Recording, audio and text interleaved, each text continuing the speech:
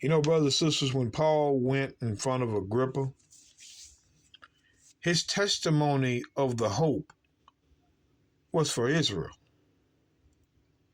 I'm going to read this. The book of Acts 26:6. And now I stand and am judged for the hope of the promise made of God unto our fathers. The our fathers was Israelites. Unto which promise our 12 tribes of Israel, instantly serving God day and night, hope to come, for which hope's sake, King Agrippa, I am accused of the Jews. What does Paul mean, this hope? Because again, remember, the book of Acts chapter 28 and 20.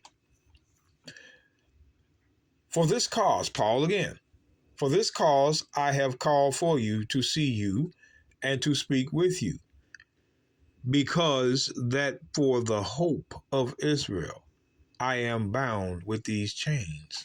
Again, Paul says for the hope of Israel. What is he talking about?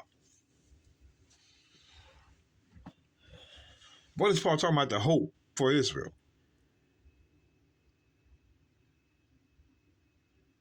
Let's go to Jeremiah. Let's look at this. Do this real quick. Jeremiah 31.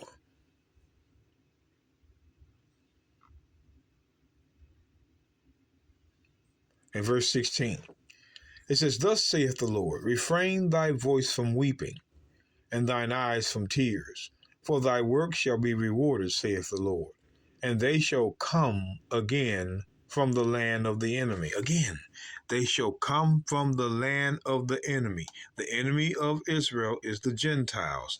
The enemy of Israel is the Gentiles. Just go to the book of Nehemiah 5 and 9. So they're going to come from the Gentiles. Watch this. And there is hope in thine end. Thine end. There is hope in your end, Israel. There is hope in thine end. Thine end, saith the Lord, that thy children shall come again to their own border. See, if you're looking at this hope for Israel, being delivered from the enemy is part of that hope. The book of Joel 3. Now, before I do that, I want to get Matthew. I just have to, brothers and sisters, Matthew chapter 24. Now, if Christ called this prophecy out, let's read it. Christ speaking. Now, you Christians ought to be able to understand this.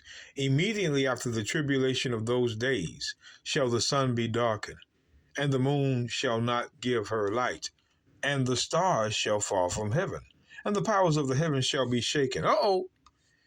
Then shall appear the sign of the Son of Man in heaven, and then shall all the tribes of the earth mourn, and they shall see the Son of Man coming in the clouds of heaven with power and great glory. But I want to go back up. Notice what Christ says.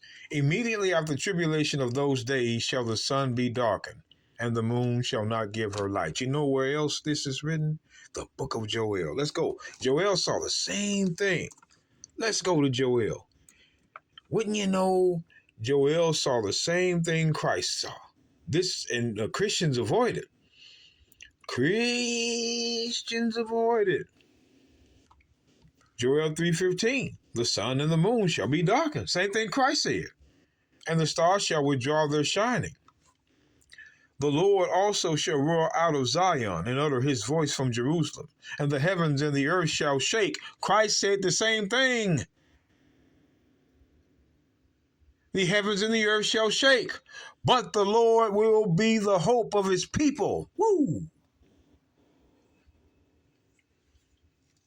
During the second coming of Christ, Israel has hope.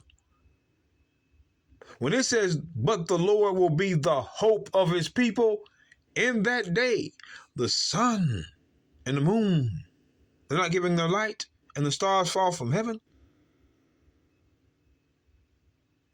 And the heavens and the earth shall shake, like you see in this verse.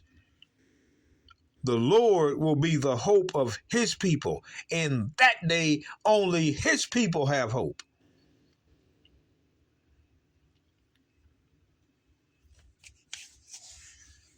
The prophets don't see hope for all nations. They see hope for Israel, though. Zechariah.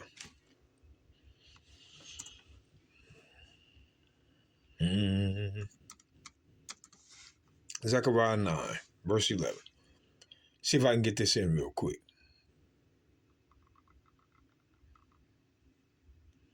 It says this: As for thee also, by the blood of thy covenant, I have sent forth thy prisoners out of the pit where is no water. Look at this.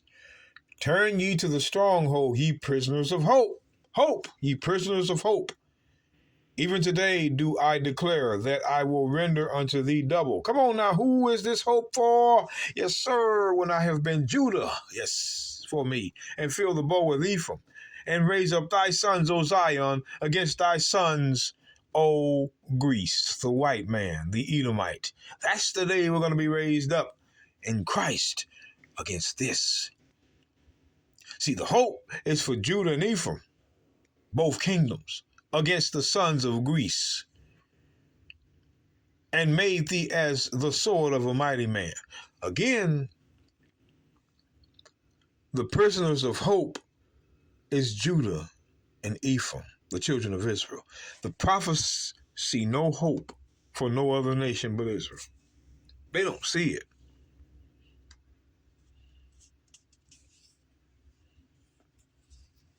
So when we go to the book of, once again, Psalms. Now, you who are new, we're letting you know every time we do this. We want to make sure you see it. Your pastor can lie to you, but he will not show you a verse clearer than this. The book of Psalms 148, verse 14. He also exalted the horn of his people, the praise of all his saints, even of the children of Israel. A people near unto him, praise ye the Lord. The saints are the children of Israel. Psalms 149 and 1. Praise ye the Lord, sing unto the Lord a new song, and his praise in the congregation of the saints. Let Israel rejoice in him that made him. See, Israel, they're the congregation of the saints. Israel is a people, not anybody from any nation that believes in Jesus. You can't believe in that philosophy and vain deceit. A lie with a smile. That's all that is. There's no chapter and verse that will prove other nations are the saints. Only Israel are the saints. So, again, going to Ephesians, the book of Ephesians 1. We're doing it again, brothers and sisters. Verse 1.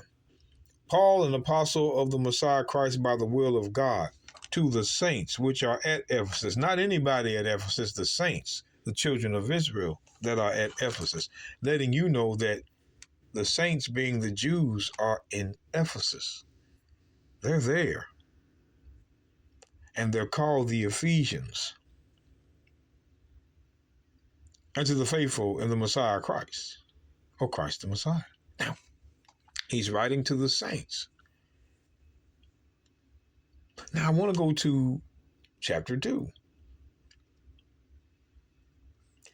Now, when we read this, brothers and sisters, we can't read it like the Christian. We got to read it with knowledge. Ephesians 2, verse 11. Wherefore remember that ye being in times past Gentiles in the flesh, who are called uncircumcision by that which is called circumcision, and the flesh made by hands. Look at this. At that time ye were without Christ. When you were Gentiles, you were without Christ, being aliens from the commonwealth of Israel, and strangers from the covenants of promise, having no hope. What Paul just let you all know is the Gentiles have no hope. You Christians, Gentiles, having no hope and without God in the world. So the Gentiles have no hope and are without God in the world, according to Paul.